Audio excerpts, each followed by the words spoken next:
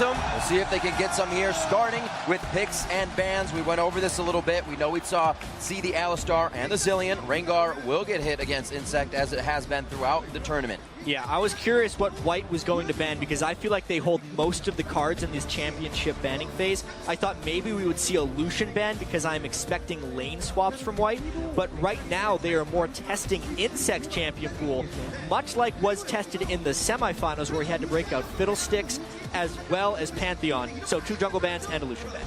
So we did see Rumble go away. The Lucian ban we were wondering about, will they take that away from Uzi, force him onto something else? He, of course, has left Ryze open. It's also left Maokai open, and for me, 2 very strong picks early on for the top lane. Yeah, Twitch is exactly what White wants in this because they are so good in the lane swap game.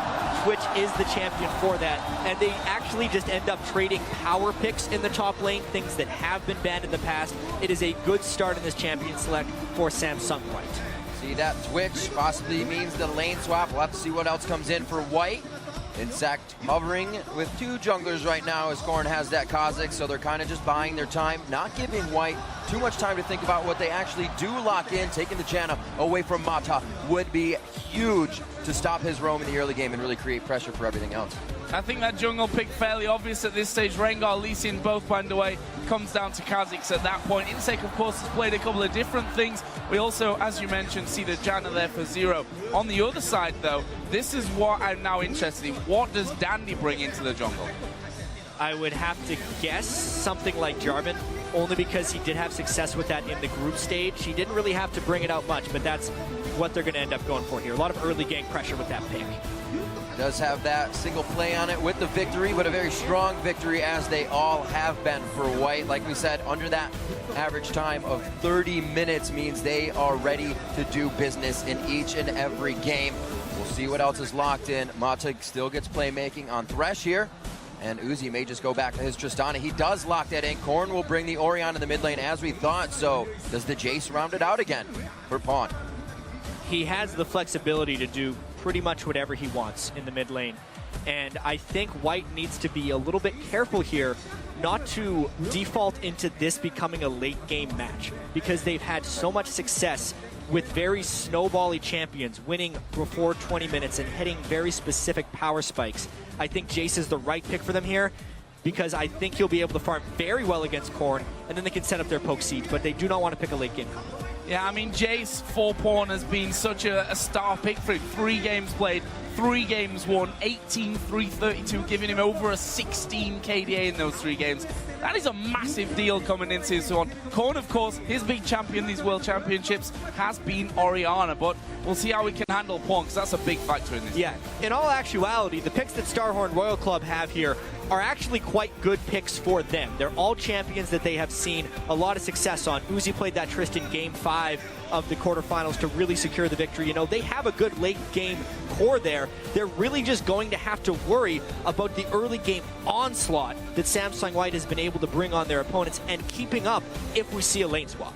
It's been crazy what White has brought to this tournament. Aggression, pretty much without preparation. You just find them in your face, and that continues to happen. They win the game practically before it's over, if you could actually say that. They have such a gold lead. It was 6,000 at 6 minutes on blue, and then even more at 10 minutes to about 20,000. It just multiplies so fast for them. And we'll have to see if Starhorn can actually match that aggression in the early game. And it's very interesting when we're talking about early game. We don't have much of a big pool to look at how Samsung White lose. Only 1 game in these World Championships. Yeah. It happened when TSM dominated the lane game and snowballed off it. Can Royal Club do that? We'll find out. We will find out. The teams are loading in, and the first World Championship game is about to go live. Who do you think will win? Start sharing your predictions on Twitter by sending either hashtag SHRWin or SSWWin to @LOL Esports, and we'll check in throughout the series to see where the fan vote stands. I'm sure it's going to be going back and forth, but Starhorn, they got a pretty good chunk of it. There are believers, but the stats, they almost say different. So here we go then into game number 1 of the 2014 World Championship Final. Starhorn Royal Club on the blue side taking on Samsung White on the red for this first game. what is going to happen? We talk about level 1. White have done really well at level 1 before. And the biggest thing to take away from Samsung White's level 1 is how quickly they can draw conclusions off the smallest of hints.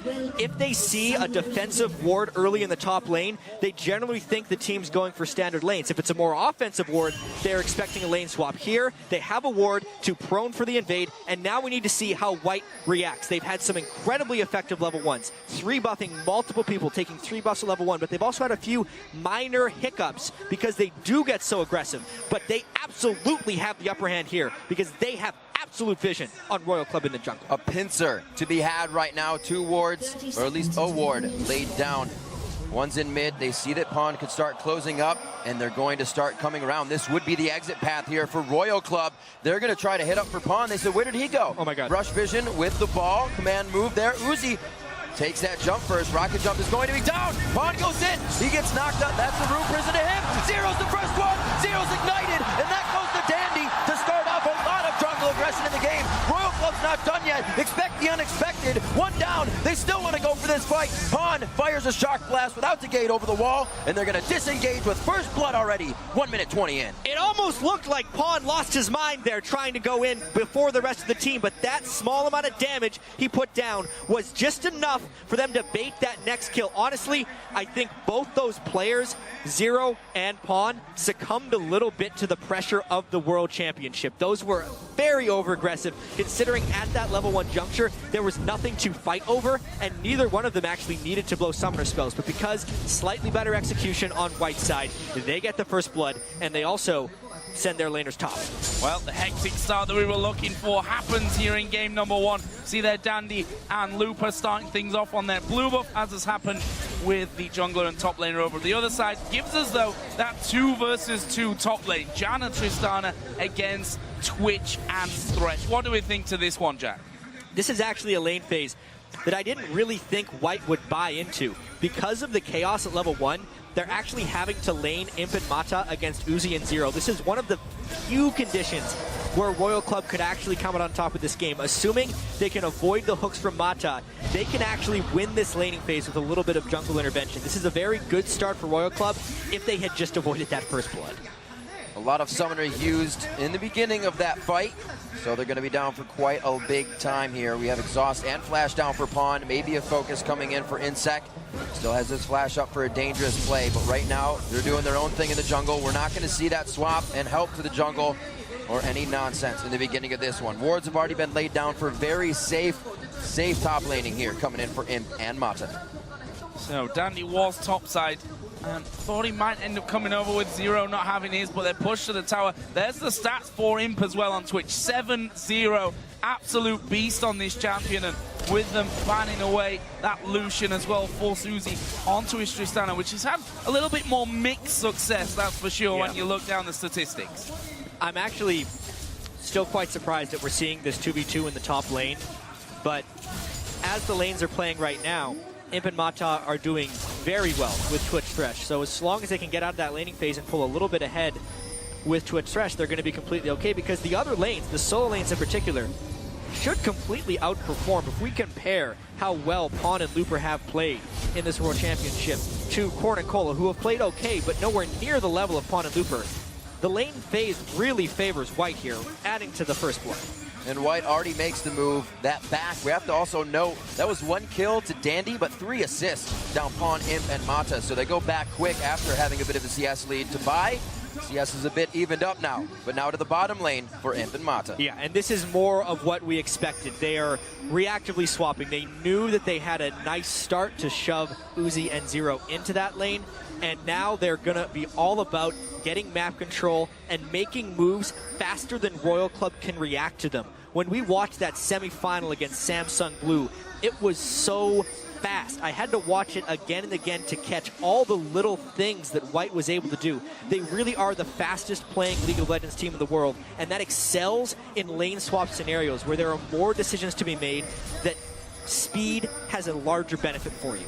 And we saw there the impeccable timing from White. They see the recall in bottom side. They go through into the enemy jungle, knowing they'll have the numbers advantage there. They get full vision control. That's the biggest thing there, Joe. Because they recalled first and initiated the swap, they get the vision, and there's a dive. The dive driving straight onto Corny. Opponent tanked up the turret. One more hit will come in, but he survives that one. And again, Dandy coming around the side, but it was basically a one-on-one play, which Pawn is so good at. Yeah, and honestly, the end of that play started a minute and a half ago when the duo lane recalled from the top lane, because that prompted Uzi and Zero to go back, which prompted time to get vision control in the jungle, which allowed Dandy to turret dive, knowing that a counter gank could not be there because he came from a place of absolute vision. It is just Samsung White working in synchrony as they have the entire World Championship. Ridiculous aggression and calculation. Pawn's flash and exhaust both being ready. Not ready, exhaust was, but he couldn't flash out of that. They knew what they needed to do, and this is what Samsung White continues to do, is push small advantages, and they become very big, very fast. It's incredible to watch right here, but honestly, the game is obviously not over. It's just 2 kills. Royal Club needs to adjust to the speed of this match. They need to be able to make their own aggressive moves. If you play on the back foot against Samsung White, as we've seen Blue tried to do just for a little bit, you get absolutely crushed. So this mid lane then, after Korn went down, obviously takes no genius to realize that Pawn is going to be starting to get a big advantage there. Tia, almost a brutalizer done for him as well. There was a pink ward put down, so Royal Club actually have the 3 pink wards across the map, but did you see the pings there? They've literally just pinged on all 3 pink wards, one after the other to clear out. Yeah, one amazing thing that I find watching Samsung White games is, yes, we talk about the communication they must all have, but honestly, one person or even 2 people cannot communicate the team-wide movements that they make. It's because they've played the same style for so long. Everyone contributes, and it's more about them all being on the same page. The ward control and the vision on this map has already deeply invaded Royal Club's personal space. So there's no way Royal Club is comfortable right now in any of their lanes, really, because they don't have jungle control. They don't necessarily have CS leads. They've already been dove in the mid lane 5 minutes into the game. Things are not going well for Royal, and that means they can't react to the next play that White decides to make. Saw just a minute ago the combination of Pawn and Dandy giving each other help to clear one of those pink wards that now Mata is in that area for. And another thing we see Dandy doing, if he does well or doesn't do well, is rushing those mobility boots to continuously make plays. Yeah, and it's just so he can get more control, place more wards, make it to more ganks. With the early level 6, expect some fireworks. And again, we see Dandy and Mata going completely unchecked towards mid lane. Korn, he's got no flash available here. There is the vision on Mata, though, and Korn walking back at the perfect time there just to make sure that they don't just collapse in on top of him. Once again, a good accelerated shock blast, and honestly, this may even open up a push towards Dragon if they can get Korn out of there. They know, however, though, that Uzi and Zero are both in that bottom lane still. That's a danger for them. A huge tribute to Uzi here as well, being by himself in lane, but against 2. Usually that's just the solo lane for him, and he's still only down 1 CS. That was a few more a second ago, but as it crashes into the turret, even without Mata, he's able to stay strong by himself. The harassment still coming out of Pawn in the mid lane. Now with both summoners up, we could probably see something happening again there. Yeah, but one thing that Royal Club is probably pretty happy about is Uzi has not been attacked. Surprisingly, the focus has been on the mid lane of Royal Club, and now the top lane. The solo lanes are actually what White has decided to target. Cola is in a whole heap of trouble. That's going to be a big hit. Oh, this is really bad. Pawn's come up from the mid lane as well. There was the teleport coming in. Korn, he may just be going down on this one. Who's tanking up the turret? It was Pawn. He flashes away, and he gets out of range just in time. 3 men low, but they get their 2 kills. These are actually the 2 biggest mismatches in this series. The top lane, mid lane of White versus Royal Club, and it is showing here via the help of Dandy and the teamwork they are showing. Constantly having Ryze and Orianna pushed into their turrets is allowing White to make the aggressive moves. Pretty much all of their kills, save the first blood, have been from turret dive situations. Nothing is safe, and it is completely unexpected because everyone expected them to attack Uzi. Seeing this one again, it was just Cola dying at the right time, and then just really great exhaust use to make sure the shockwave couldn't finish them off, and turret dancing right there. Each one of those guys, if they take 1 extra turret shot, would have fell, but it's still flawless thus far, 4 kills to 0. Royal Club still not giving up here. They're trying to make plays on top of being behind. It's only 2K right now, but Dragon looks like it could be on the horizon, very much so.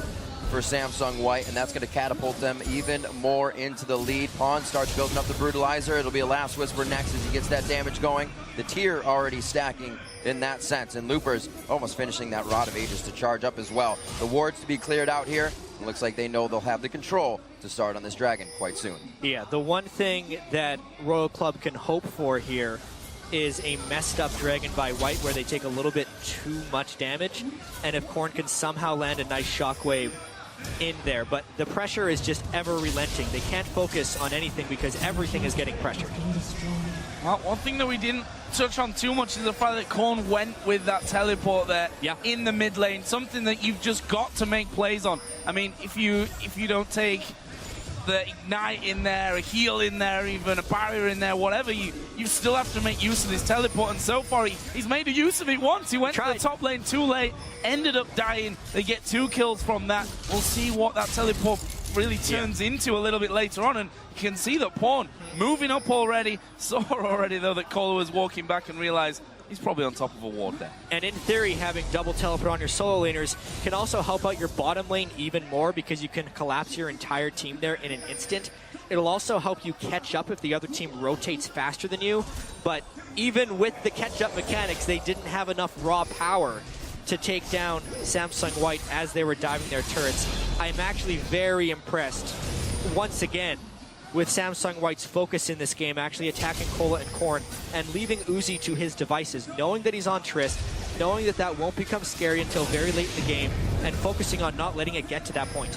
We see this numerous times from White. They know they're so far ahead. They say, if you want it, we'll force you into a fight. We could probably ace as well, but Royal Club knows they need to stay off this one, continue to farm. inSec is 63 to 46, but he doesn't have the 3 kills and an assist that Dandy has, so he still needs to get himself built up here, only with the Lizard Elder. That puts the gold at about 3,000 up, 4-0 here. Still waiting for Uzi to make a lot of plays. Like we said, expect the unexpected. We've seen him jump into fights to start them. There's 0 on the backside still. This is a statistic that we heard earlier on the analyst desk, that if you look at their gold at 10 and then at 20, there's a massive jump up that's not just a similar double, because they go in that phase of the game straight into objective control and really bring that early lead into a massive mid-game lead, which is then so difficult to get away from. Currently, if we look down some of these lanes, some of the items that have been built up as inSec just waits there to maybe get involved in the bottom lane. Jace is the one that you have to look to. Pawn 103, Brutalizer, Pickaxe, and that tier already stacking for a good while now already. Yeah, it's a 371 of 750 already at 13 minutes in this match. Plus, he's sitting on over 1,500 gold. They're using that acceleration gate and the boots of mobility to just completely outmaneuver Royal Club. The mid lane has been devastated, which is allowing Pawn absolute freedom on this map. I mean, they're actually beyond the ward line of Royal Club right now. They warded the lane in the river, and they're inside the jungle, which isn't giving anyone anywhere to go. Just about everybody on White has freedom of the map right now, are still placing deep wards in towards the Wolves. And it looks like Uzi's going to do what they can with 0 here to push this top lane as fast as possible. Try to return a turret back, get some objective gold in. They're already going to be stopped, and this could be a play if decides not to come out of stealth with the aggression, but just to hold them off from getting the turret.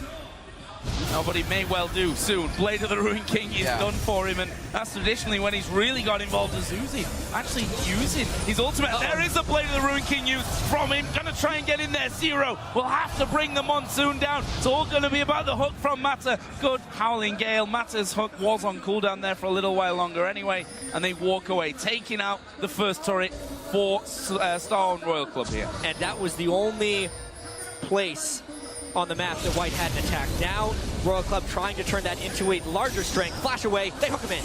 Could be Imp getting a kill here. That Blade of the Ruin King is down, so they don't have too much more catch potential, but they do have Pawn coming down. What a shot! There we go.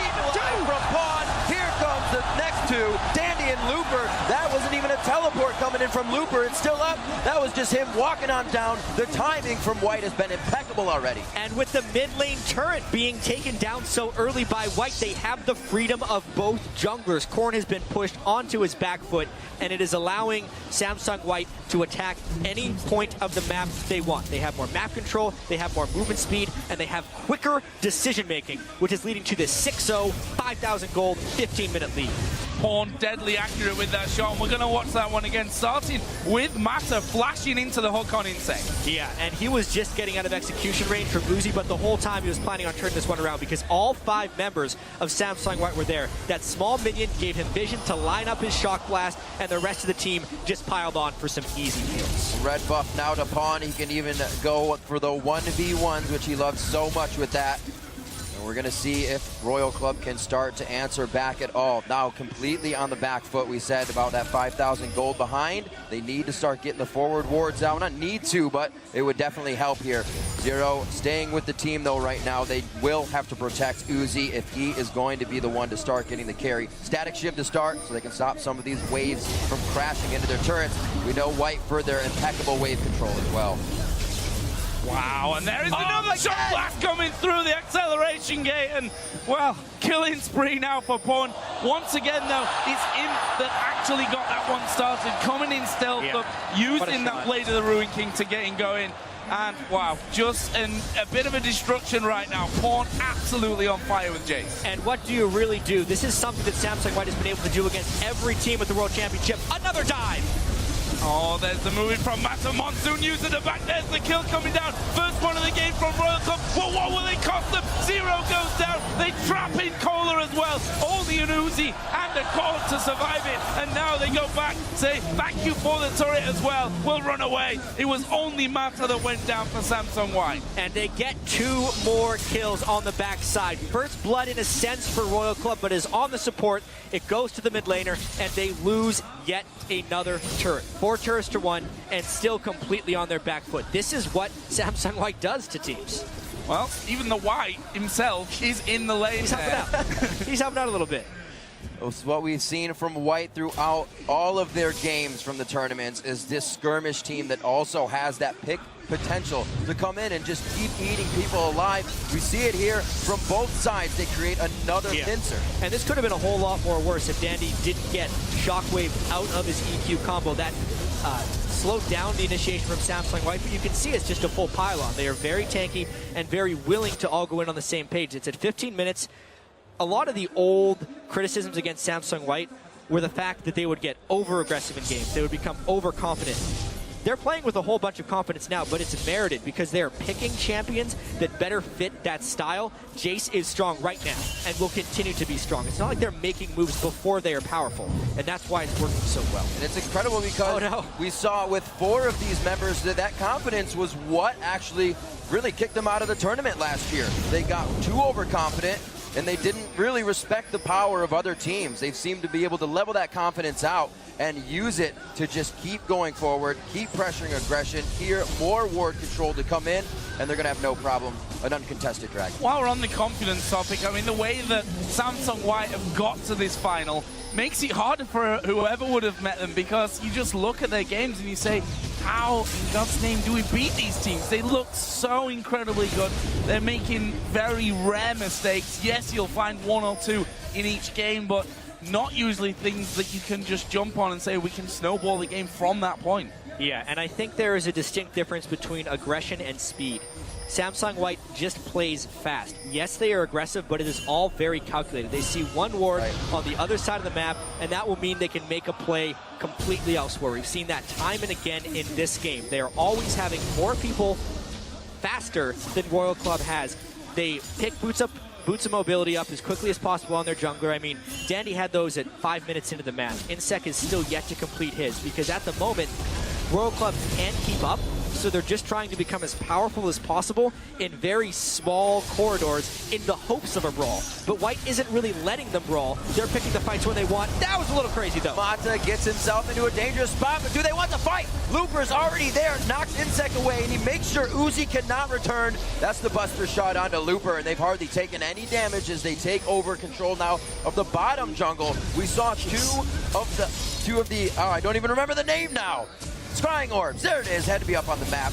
So they can get into the jungle right now, but you don't have ward control. They can't have ward control. Another hook from Mata. It's going to be everything that they need on Cola, who would hopefully carry the game on Rise, or it was going to be Korn coming out onto Ori. He also goes down, and Pawn is going to be the one to pick that one up, and the turret for the team. Double blue buffs on people running into the inhibitor. Yeah, that's the chaos.